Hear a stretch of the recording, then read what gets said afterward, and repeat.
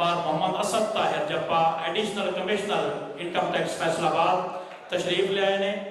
तालियां का इस्तकबाल करो।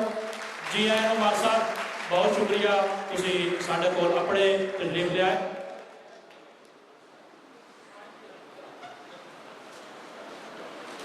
जिवें गल टुकदी पई है ढोले तो ते आके मुकदी भी ढोले ते ही पई है।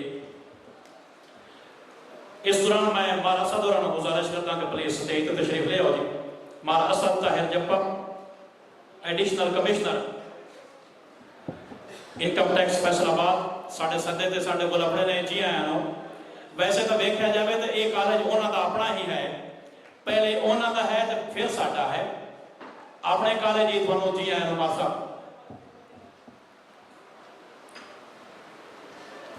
हुण 14वीं जमात के तालिब इल्म जाफिर अली नूं दावत है क्यों आवे ते आके ढोले का उही रंग पेश करे जितों साडा तसलसल टुटिया है, उतों ही हट के जोड़े। जाफिर अली।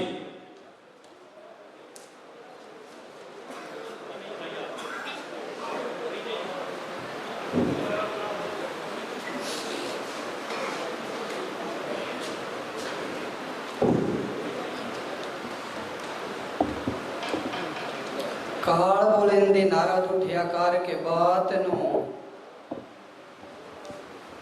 नफरा मोरनी भीड़ ले आंदी खराड़ ले पैन पोशाक नू बंगले अपेड़ आया जब मुक्का है सफार दी बाट नू निजाम दी इंद्रो के नू आखे कैदी छाड़ दे समझी मेरी बात नू 12 कैदी रहा द्रो के जाके खोले आए ताक नू मुख बेर द्रोगे ते बोलिया जिस अंग्रेज दे अगे लिख के रखे आए डाक नू।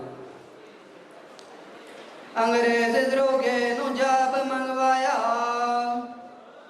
आके गई थी मेरे क्यों छड़े नी तू नो समझदा अंग्रेज लाट नू। द्रोगे आख्या ए खराड़ बारे है दस्तूरी दाए